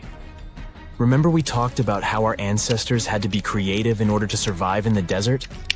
Let's try to walk in their shoes for a minute. Imagine you're a nomadic hunter-gatherer living in a desert area. You spend your days basking in the hot sun, trying to count all the grains of sand around you. But you also need to eat and drink water. But how on earth do you get water in a desert? Sure, you can hope to keep running into oasis every week or so, but that seems a bit risky, doesn't it? That's why North African people invented the so-called fogeras. The fogeras are a 2,500-year-old irrigation system. Locals would dig deep wells in elevated areas, wells deep enough to tap into underground water. Then, they would dig parallel shafts at regular distances. This way, the water would flow from the main well down into all the shafts and irrigate entire areas. Travelers could stop by the shafts and quench their thirst. They could also raise livestock and tend to crops. Pretty clever, huh? As much as these holes did look like fogaras, a little bit of research would show you that they're not. You see, these shafts were built in a line, and not in a circular shape like the ones we're looking at now. So maybe it has something to do with the second option? Maybe these desert holes were related to oil activity in the region? Let's have a look at the holes up close and personal. From Google Earth, they don't seem that big, but in real life, they are huge craters. The tip to uncovering what they are is hidden beneath the sand. If you were one of the researchers originally uncovering the truth behind this mystery, you would have found something unique hidden in the sand: old dynamites and vintage sardine cans. Putting the pieces of the puzzle together, scientists found that these sardine cans were a model from the 1950s and 1960s. It seems that entire teams from that decade would camp out while they surveyed the area for oil. And what about the dynamites? These were used for seismic surveying. This is an old technique, used to identify if there is oil and gas beneath the Earth's surface. Still in North Africa, you find out about another desert mystery worth exploring. Near the city of Tiaret, southwest of Algeria's capital, one runs into 13 peculiar monuments. These structures are also called jedars, and yes, I am aware of how much that may sound like a Star Wars reference. They are pyramid-like in their shapes, and as far as scientists know, they were used as final resting places for the people who lived in the region. Can you guess who these were? Most likely the Berber nomads. And since we're talking about ancient stuff, they were probably built between the 4th and 7th centuries CE. Once scientists began to explore the insides of these monuments, they found they were pretty big inside. They found large underground vaults, chambers, and labyrinth-like corridors that gave way to over 20 compartments. It could take you up to 2 hours to walk around in them, and apparently our ancestors also used its walls to depict images of animals and hunting scenes. There's no definite proof of what these jedars were used for, though. This is so neat, huh? I'm sure that our world's desert is filled with many more mysterious things for us to unravel. I guess I'll see you next time so that we can continue our explorations. You're walking along a hot desert under the scorching sun. You run out of supplies. There's no more water. You dream about rain, but there are no clouds in the sky. With each step, you lose more and more strength and fall. You notice a small pond nearby. Is it real water or just a mirage? You can't get to your feet, so you crawl there. The water is getting closer by the minute, but not because you're moving towards it. It's the water approaching you. In a few minutes, the pond area increases. Here, you're already in it. A small lake is formed, 60 feet deep, at the place where the piece of desert was. This real event happened in 2014 in the Tunisian desert. No one knows exactly on what day the lake appeared, since this part of the south of Tunisia is sparsely populated. At first, shepherds passing by saw the lake and didn't believe their eyes. In the next few hours, hundreds of locals came running to the place. They began to swim, jumping into the water from the surrounding rocks. But a few days later, something strange happened to the lake. In the beginning, it was a crystal clear turquoise blue color, but then it turned dark green. People didn't attach any importance to this and continued to swim. They shouldn't have done that. The scientists and geologists arrived and immediately announced that it wasn't safe to swim in the lake. Muddy green water means the lake is stagnating. It's not refreshed, it's not fed by underground springs. Now the lake is filled with algae and a lot of harmful bacteria that can cause serious diseases. They also found out that this region of Tunisia is filled with huge deposits of phosphate. This substance can disintegrate and leave radioactive traces. The lake can be carcinogenic, toxic, and hazardous for any living organism. But people didn't worry about this too much. They walk in the middle of the desert, while the sun heats the air to 104 degrees Fahrenheit. Most of them are unlikely to refuse to jump into cool water, despite the warnings of scientists. Until now, no one knows exactly the reason for the appearance of the lake. Some scientists believe the lake was formed because of heavy rains. The lake is surrounded by rocks and is located inside a canyon. The water could just accumulate after each storm. Some geologists think an earthquake was the cause of the lake. a small seismic activity provoked the rupture of the Earth's rock above the water table, and through this hole, all the water splashed out.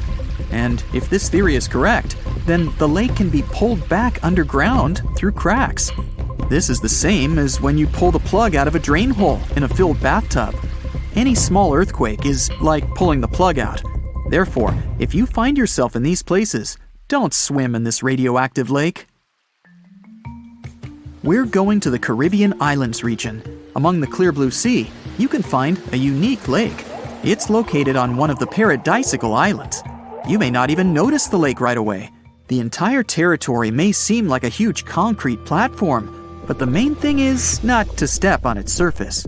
Pitch Lake is a lake filled not with water, but with liquid asphalt. This is the largest asphalt deposit in the world. Steam is coming from all over the lake as it's hot. The depth of this lake is 250 feet. An entire passenger Boeing could fit there in an upright position. The lake is not fully studied, but scientists believe there's a deep fault in the Earth's crust under it. A huge amount of oil seeps through it. It passes through various chemical compounds and turns it into the asphalt. According to rough estimates, there are about 10 million tons of hot material inside this place. Theoretically, no life can exist in such conditions, but scientists have discovered a colony of microbes. Somehow, these creatures have learned to survive here. This also suggests that life outside of our planet may exist. The largest moon of Saturn, Titan, has many hydrocarbon lakes on the surface. And if the simplest forms of life appeared among a million tons of molten asphalt here on Earth, then nothing prevents them from appearing on Titan. We're going to Indonesia, to the island of Java. You need to climb a large volcano to see the next phenomenon. The volcano is overgrown with grass and trees, but it doesn't seem to be sleeping. Smoke is pouring out of its mouth. You climb to the top and see a clear lake instead of boiling magma. The blue sky is reflected in its bright turquoise surface. But don't try to jump there. This lake is filled with acid. The magma inside volcanoes comes from the deep bowels of the Earth's crust. The incandescent liquid consists of many molten metals and chemical compounds, and the lake is filled with particles of these metals. In addition, the volcano emits sulfur dioxide gases.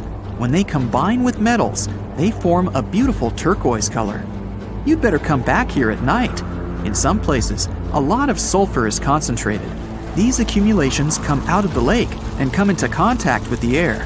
When this happens, everything around bursts into bright blue flame. It's safe to observe this from the side, but don't get too close. Nearby, on this island, there's another acid lake.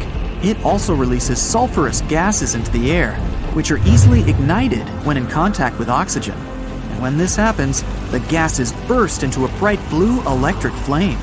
It's difficult to see the flames during the day. At night, you can see these flashes from afar. Our next location is Australia. You start the drone high above the forest area. Among the green, dense forests, you can see a bright pink spot. It's our lake. This time, the beautiful pink color may not stop you from swimming. You can relax here and take beautiful photos. The lake attracts thousands of tourists, but scientists have only recently been able to find out the reason for the unusual color. At the bottom of this salty lake in Melbourne, special algae grow and secrete a red pigment. In combination with sunlight, high temperatures, and a small amount of precipitation, it turns the lake pink. By the way, Australia is not the only place with such a phenomenon. There are lakes with a pink tinge of water all over the world. You can find them in Senegal, Bolivia, Kenya, and many other countries. The water of these places is also salty and contains the red pigment of unusual algae. We leave the hot beaches and fly to cold Canada. Here, we see a frozen Lake Abraham. We step on the ice and notice huge frozen bubbles inside. They resemble jellyfish, and there are thousands of them there. This is methane. It's a highly flammable substance. The grass, leaves, pieces of trees, and any organic substances that fall into the lake become food for a lot of bacteria that emit methane. Upon contact with frozen water, methane turns into tens of thousands of frozen balls. When the ice melts, the bubbles burst and sizzle. This phenomenon can also be observed on some shores of the Arctic Ocean.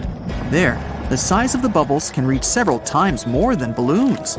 It's a beautiful sight, but it's not safe, since methane ignites when it contacts with air. We're in the coldest place of our journey. It's Antarctica, near the driest desert on Earth.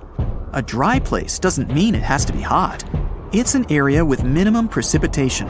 The desert isn't sand and cacti, but a place where almost no living life inhabits. Some areas of Antarctica meet these two criteria. However, in this icy desert, you can notice a tiny lake.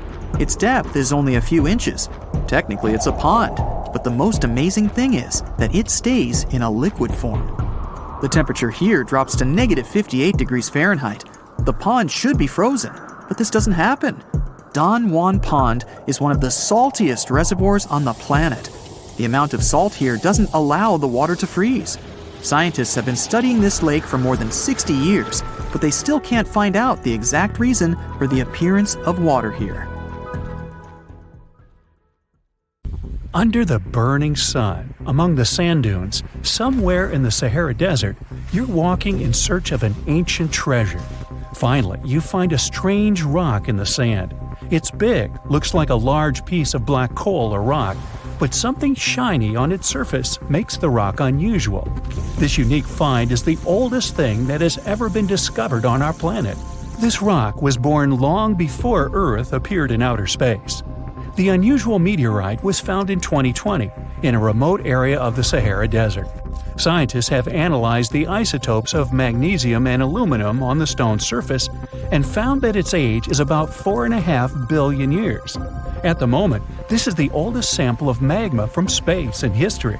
It belongs to a small protoplanet that didn't have time to form completely.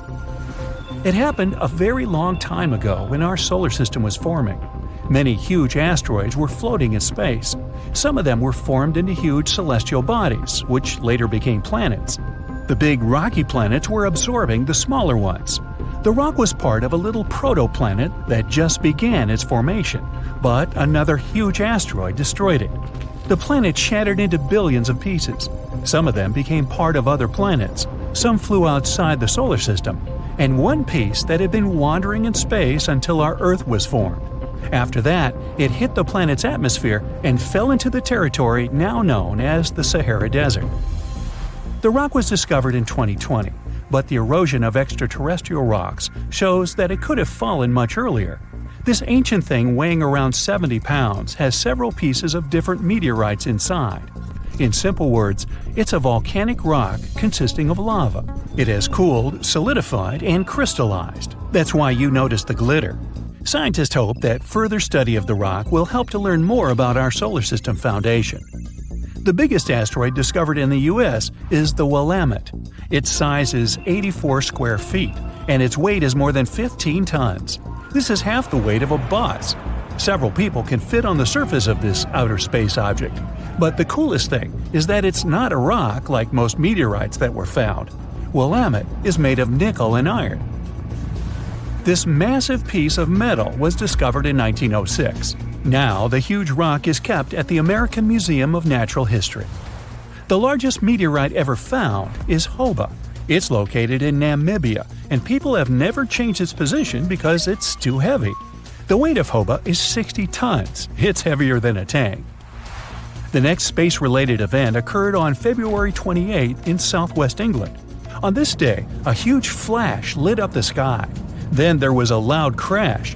Several residents opened the doors of their houses and noticed a black sooty spot on the lawn. They immediately guessed what had happened and reported the discovery to the British Meteorite Observation Network.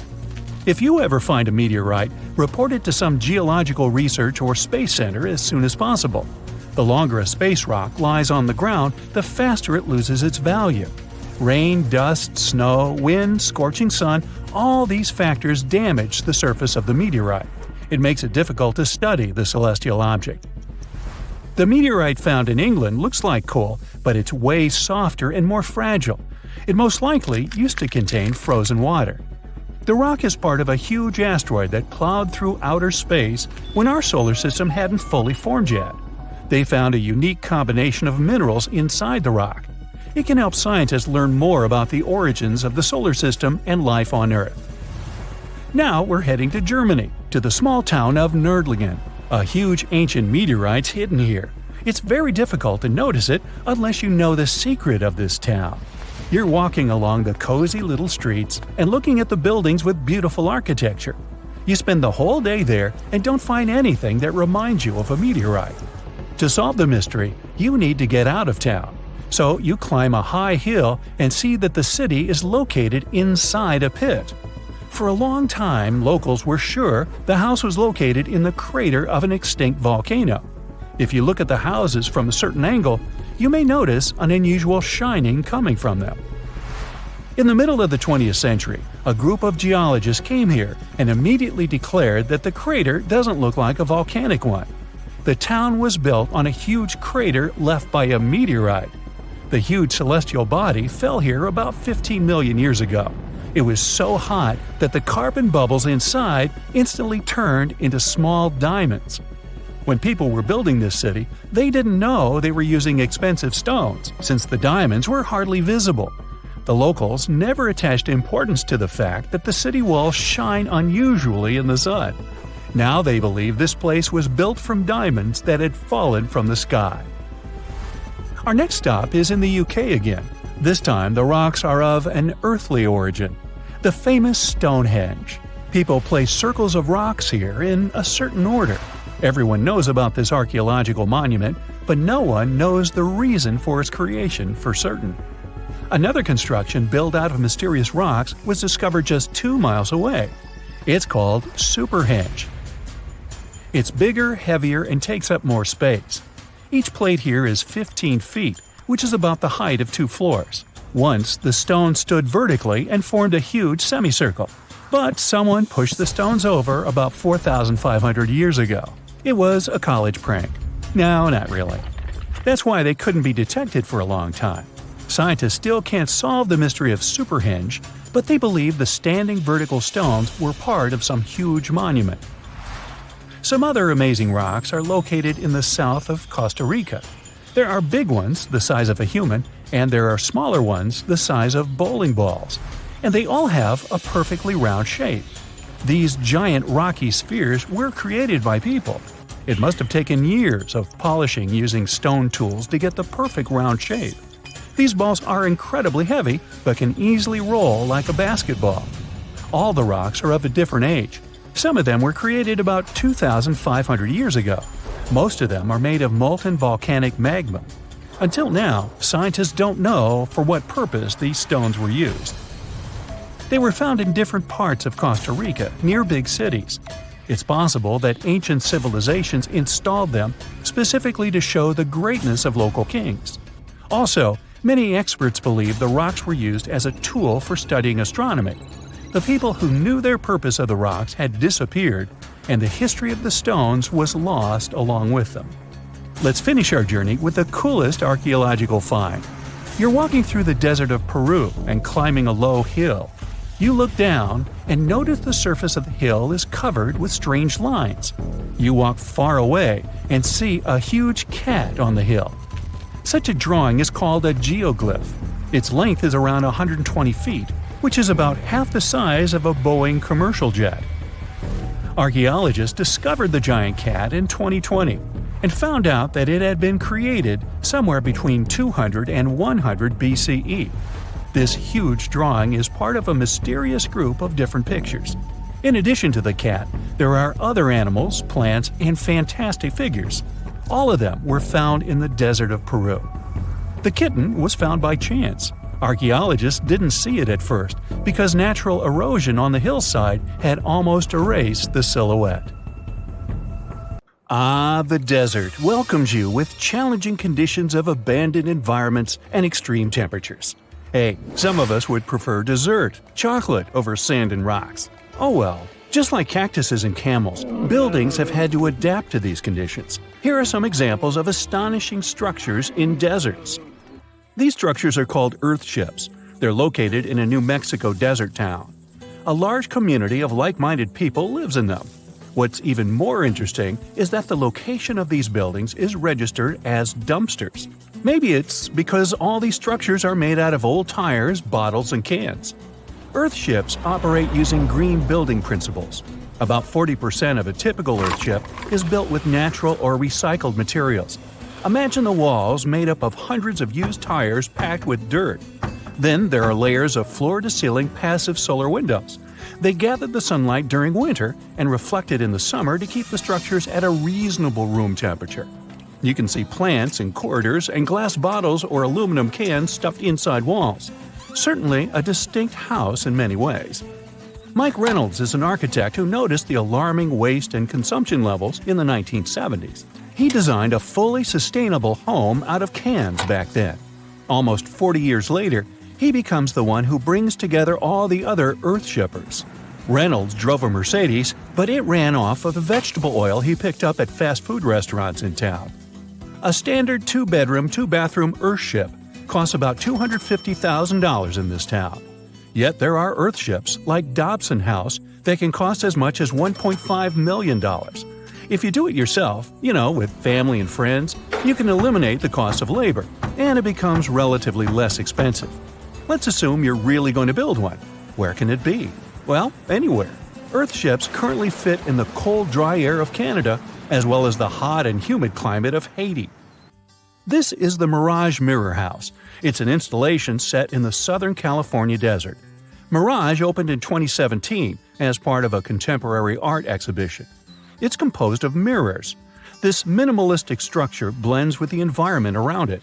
The doors, windows, and openings have been removed to create an amazing experience. What you have in the landscape is reflected back to you. How's it made? With mirrored surfaces. At night, the distant lights refract from the mirrors. In the daytime, the sky is transformed into banks of clouds. There's no fixed scenery in this house. How about seeing a futuristic structure in the deep desert? Architects designed a concept home that pairs perfectly with Elon Musk's Cybertruck. The house has a post-apocalyptic theme. When I say post-apocalyptic, it's because I can't say it. Anyway, the house is designed to survive in a disaster scenario. The cyber house has steel gates, the windows are armored, and the exterior walls are made out of super strong material. Modern house is controlled by an autonomous geothermal heat pump. To put it in less sci-fi terms, you can keep the internal temperature steady. This sleek house has an entrance that can fit the Cybertruck. After all, it's inspired by it in the first place. Plus, the Cybertruck can be lifted to the second floor to be more secure. This is King Abdullah Petroleum Studies and Research Center in Saudi Arabia. Basically, it's a laboratory in a desert. It was designed to demand minimum energy. The architecture has patterns on the walls and ceilings, giving reference to the local tradition of geometric form. The next stop is Swartberg House in South Africa. This one is located near the Swartberg Mountains, but don't get too excited. It's on the edge of the Great Karoo Desert. It's a 4-bedroom apartment. It has a special temperature regulating system. The system works like a shield from the heat in the summer and as a sun trap in the winter. You're looking at the Grand Mosque of Djenné in Mali. This mosque is 52 feet tall. This is impressive because it's made of only sticks and a special mix of mud and other natural elements found in the desert. Petra is an ancient city hidden in the Jordan Desert. The structures are carved directly into red, white, and pink-colored sandstone cliff faces. It's located among the canyons and mountains near the desert. The place was a trade center many years ago. You might already see pictures of the impressive facade of the treasury.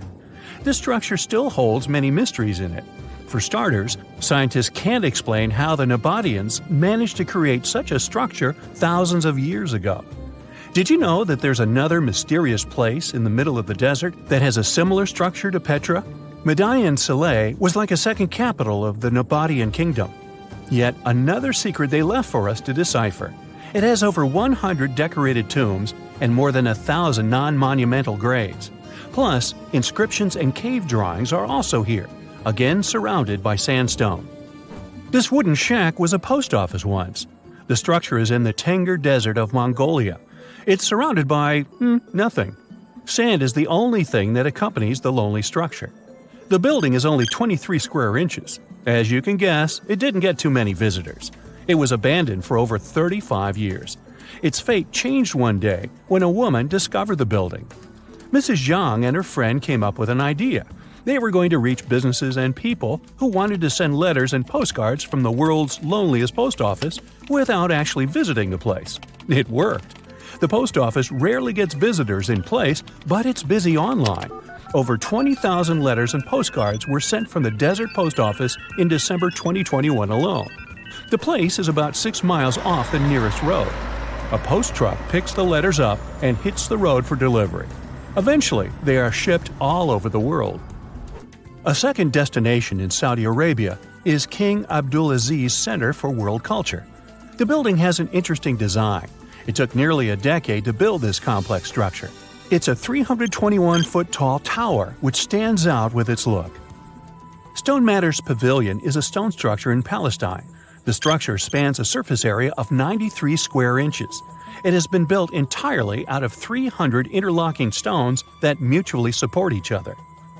The concave roofs, and yes, they look like giant bowls, are designed that way to collect rainwater. The structure is in Iran.